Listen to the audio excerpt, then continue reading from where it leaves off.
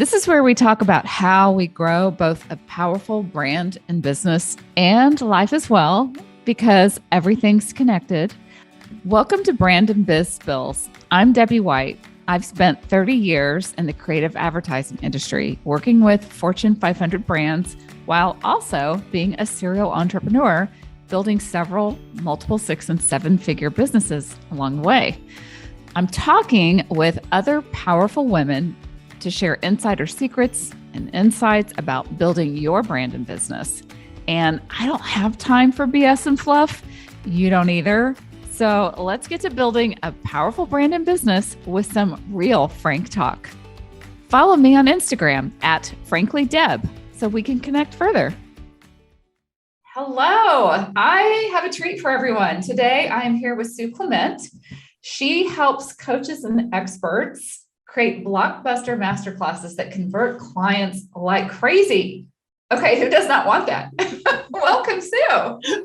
Hey, I'm so happy to be here. Thank you for having me. Absolutely. So you're the Masterclass pro. You're the Masterclass expert. I have so many questions I want to ask you. Okay. Do you feel like masterclasses are becoming more popular since the pandemic, because of the pandemic, or what's happening in our world of social nurturing and selling and all of that? Absolutely. I mean, I actually, speaking from stages is where I, do a lot. I always did lots of webinars, and actually, I've been around so long. I've been doing this since before webinars, when we had teleseminars. Remember those days? I don't know if I do. Oh my God, you're sure I do. I just wasn't. Teleseminars with a bridge line. Everyone would dial in on their phones, and we do the training on a bridge line with 30 people or 50 people. Oh, okay. It's like a conference call. Yeah, like a big conference call. And then we got the opportunity to share slides. And so then they became webinars. Sure. And then somewhere along the line, somebody one day coined it as a masterclass webinar. And so now we have masterclasses and webinars, and some people go like, what's the difference? Okay. What is the difference? Okay. So here's the deal. Often people think that a webinar is meant to sell. And so it's just like a big, long sales pitch, like a VSL, video sales letter kind of thing. And other people think that a masterclass is meant to teach. And I really feel that it doesn't matter what you call it. I think if you're kind of newer in business, you probably see that distinction or believe that distinction. But for me, it's just a virtual learning. So I want to make sure whether you call it a masterclass or call it a webinar, they both have to teach and sell, because that's the purpose of it, is that you have a chance to build visibility, build community, show off your expertise, help people, and convert them into clients. Okay. Oh, this is so good. Do you feel like do people need to have a certain level of, I've been in business for so many years, or to be able to do a masterclass or something like this? Not at all. Not at all, actually. It isn't about your length in business. It's really just being crystal clear. Now, here's some things because anyone can get on a Zoom call. I mean, we could Facebook Live, and I didn't really answer your question, but since COVID, yes, because nobody could go out and speak live. Everyone kind of got used to Zoom. And it's like Zoom is now our life. Like I used to just coach on the phone, but ever since COVID, now we coach on Zoom. I mean, it's just like, we all go. So this virtual learning or virtual platform has made it so easy. But, whether you even just turn on your camera and do a Facebook Live and do a training, or whether you hit Zoom and do a training, like it doesn't really matter the vehicle anymore. It's really whether you have something of value. And if you want to actually, I always say begin with the end in mind. And so if the intent of your business is to get clients, then we need to know what type of client we're trying to get and what type of, what are we offering them? And then making sure that whatever the training we do is in alignment. So whether you've been in business for, I'm going to say a day, but a week, a month, a year, or 10 years, 20 years, doesn't really matter. If you know who your client is and you've got something you want to sell and you have something you can give, you've got the perfect combination. Okay. So there's so much to unpack as far as just the idea of having a masterclass. We do and it is a masterclass. We do a workshop 4 times a year. It's essentially, and whether it's 3 hours, 5 days, 3 days, are these all masterclasses, or would you call those workshops? Is it all the same thing? Well, ultimately, they're just different formats Yeah. because challenges became very popular. Yeah. You have 5-day challenges. I mean, I think my first challenge I did, it was August. It was, oh my goodness, sizzling summer marketing strategies. It was a 20-day challenge, Monday to Friday for 4 weeks, all of August. Wow. Yeah, I remember that. That was about 5 years ago. But whether a challenge, some people do, like the Fit Pro people, they often do like a 20-day challenge, a 21-day challenge, a 5-day challenge were really popular. 3-day challenges are also really popular. It's like the challenge perspective, because you're spending more time with people and you're sharing more content with people, they get to know you a little bit better. However, often like with a 3 or 5-day challenge, you'll find that the first day or two, everyone shows up, or, the mass will show up, but then it gets smaller as you go. And personally, from my point of view is, I'm going to dive into another topic here, but it's like, I don't have 5 days. I don't want to sit on a Zoom call for 5 hours, 5 days. I just don't. But, and that often speaks to where your client is, because if you're dealing with a newer in business client, I'm assuming like coaching, your clients are fairly new in business, we have more time and we have more money, and it really depicts where you are in business. And I think if you're talking to a newer market, they have more time than money. So they might come to a 5-day challenge.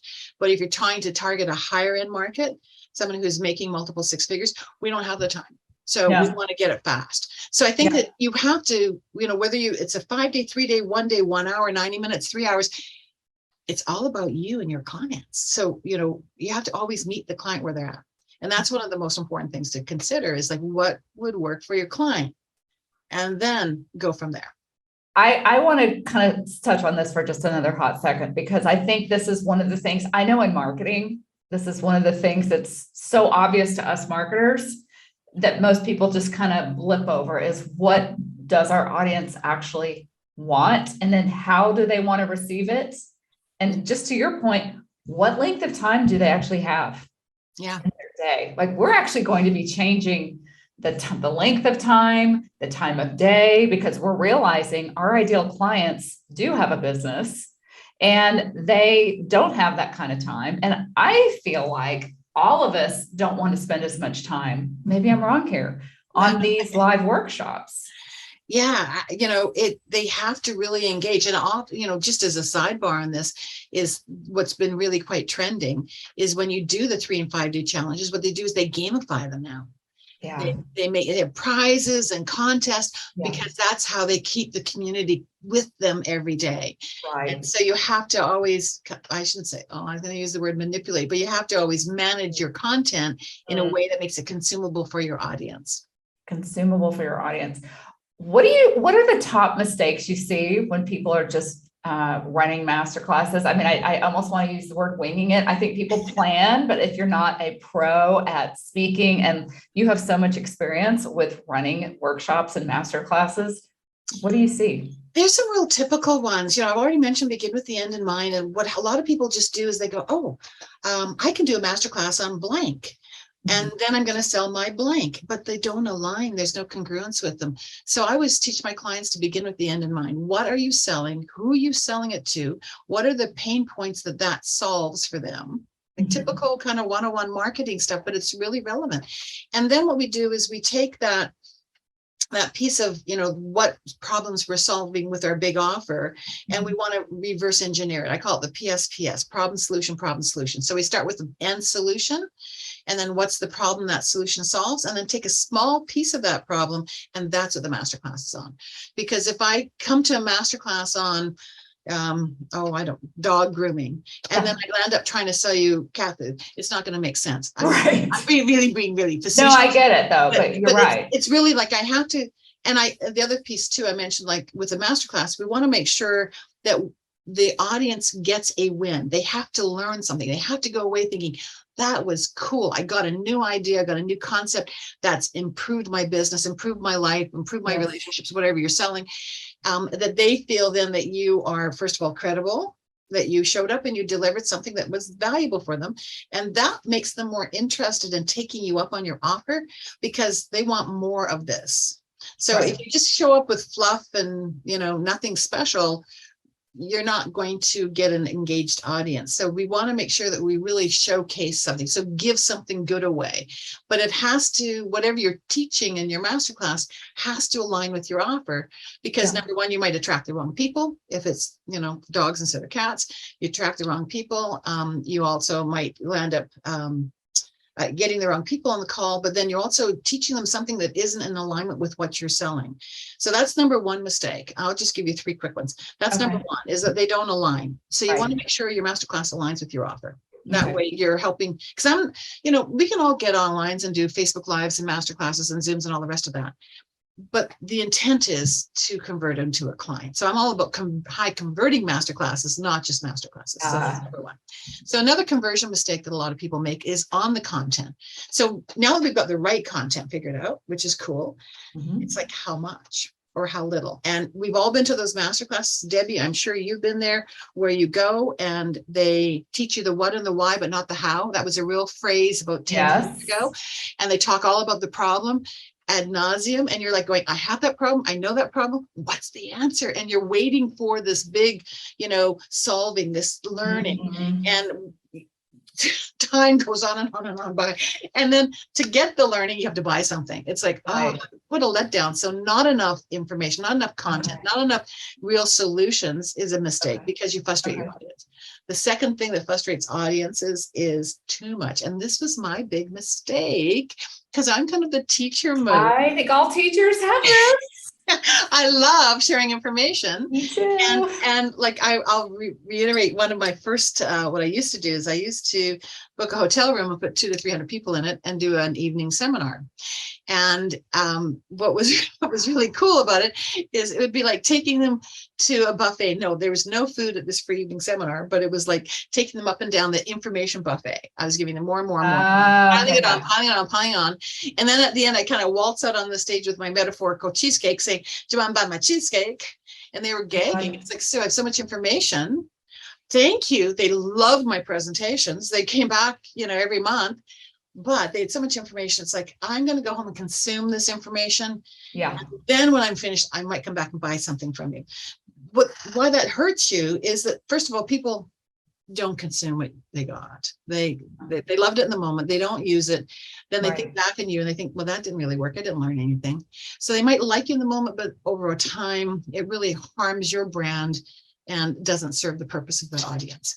Oh, so that's so good. We really want to make sure that we balance the content, that we are giving them, whoops, puppy just left the room. I love that. That we are giving them valuable content, but we're making sure it's consumable and it solves a purpose, a small bite of it, so that they can buy the bigger bite with you. This is so good. Do you feel that I've seen shorter masterclasses, like for, let's say you have a higher ticket program, can you sell a 10,000 plus program in a one sitting masterclass, like in a 2-hour, a 3-hour, or is it, I've also been told the higher ticket, the longer that the masterclass needs to be. Is that true?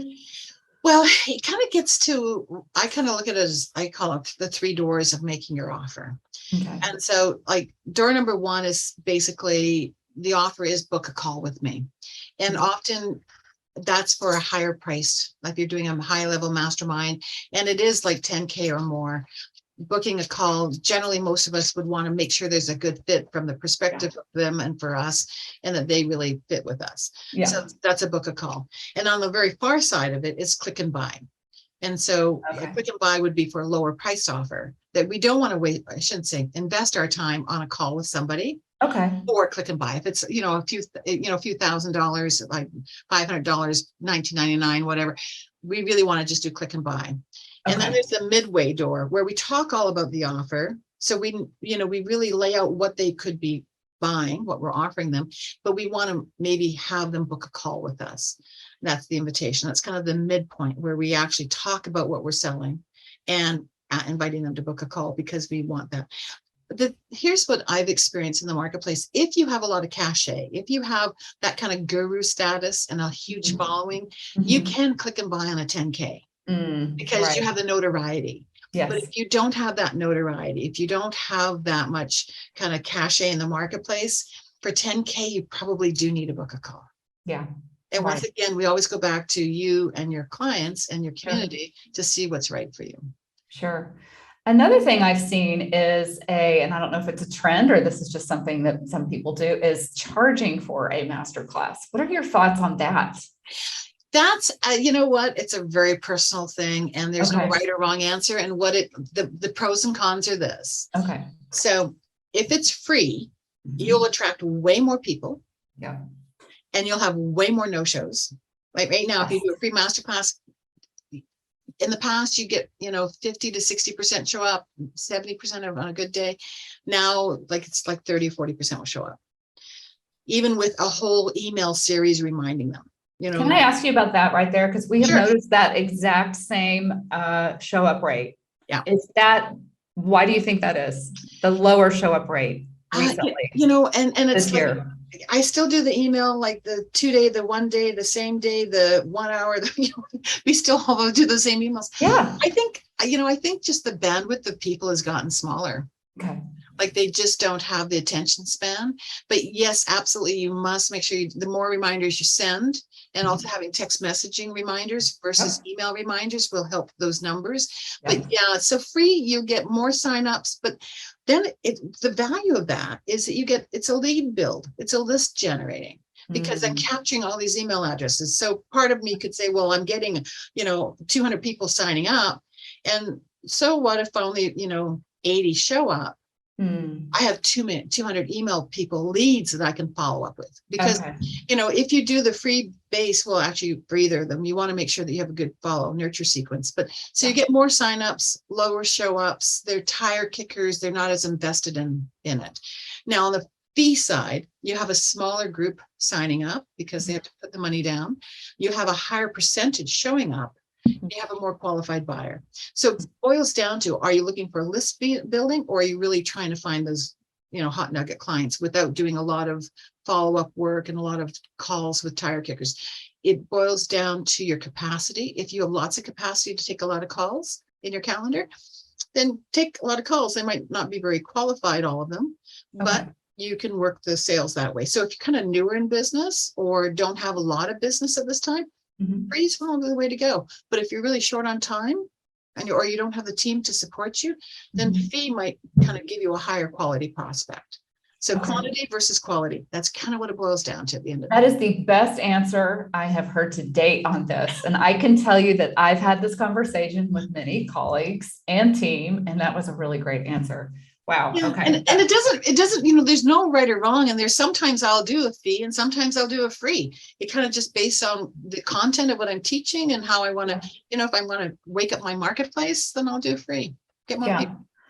I'm going to pull back from it. I know that this is so fascinating to me. Back in 1990, you started an employment agency from scratch. So you're an entrepreneur that grew it to multi-seven figures and sold it 10 years later. I did. That's quite an accomplishment. And then throughout your career, you've really, you at some point, you might have to fill in some gaps for me. I did a little research, but you got into coaching. Sales and growth were your specialties. So you've seen a lot over your career of just watching how things have evolved, and your zone of genius, you've kind of gone right into masterclasses. I think it's kind of interesting how I got there, because it's kind of an interesting journey in a way. I've always been I love speed, first of all. I drive a yellow Corvette and I love cars. I love my dad would love you. My dad has a Corvette. Oh, cool. Yeah. And I love things done fast. So I'm always about accelerating business success. Okay. And that's and of course, sales and marketing is how we do that. Right. And so that's kind of where I fell into. And then over the last 22 years, I've coached about 170 different industries. Because when I started coaching, I did not coach coaches. I coached because I wanted to believe that coaches weren't the only ones who needed coaching. I believe that all businesses did. And so I've coached like lavender farms, a riding stable, all the health and wellnesses, real estate, lawyers, accountants, like you name it, consultants out of your yin yang, like lots and lots of different businesses, which I love because it's kind of fun cross-pollinate. Business is business. And yes, it is. Ultimately that's what it is. So I've coached a lot of people. And I got clients from speaking, as I mentioned earlier. I got booked. I did my own events, and then I got booked to speak a lot of events. And so that's kind of, I was always helping people grow their businesses. And I kind of had an interesting, I'm coming through it, but I had an interesting challenge in life lately. My husband was sick, and he's since has passed away, but for the 4 years or so in that journey of time, I didn't work all the time. I kind of would do some small projects and just take on some elite clients, and coming through that, working with my coach, last year, he was like going, I'm going, okay, it's time. It's been a year. I should kind of get back into working again. And he says, well, how did you get clients, Sue? And I said, well, speaking was always the best way. And so he goes, well, tell me your system. And I rattled off my, you do this, kind of sharing off my information about how to convert on stages, whether it's virtual or live. And he's like going, that's what you should do more of. And so that's really where this whole masterclass came from. It is just a marketing strategy. Back in 2000, when I first started coaching, home-based businesses were being born because the internet was being born in 2000, basically. I know, totally. I know the youngins are listening going, what? Yeah. But nonetheless, and so I taught networking back then. And networking was a marketing strategy that all these home-based businesses who didn't know how to meet people needed to get clients. And that was one of the best ways. And so it's kind of in a weird way, it's like the world changes, and so we change with it. And of course, with COVID and 2 years of people being kind of more online, and lots of masterclasses and webinars, call it what you want, have grown. It's like, okay, I can convert because I've done it. I've been on hundreds of stages and done hundreds of presentations.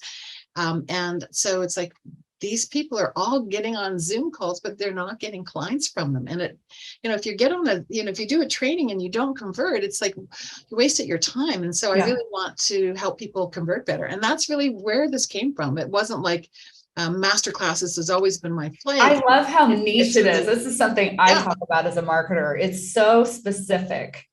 And I love that. Who are your favorite people to work with? Great question. I love working with people who are all in on their business. Oh, yeah. People, I think I'm not going to say too much different than what you would say, or most others probably would say, but I love working with people who are all in their business. They have a passion and a desire, and they want to grow a bigger company.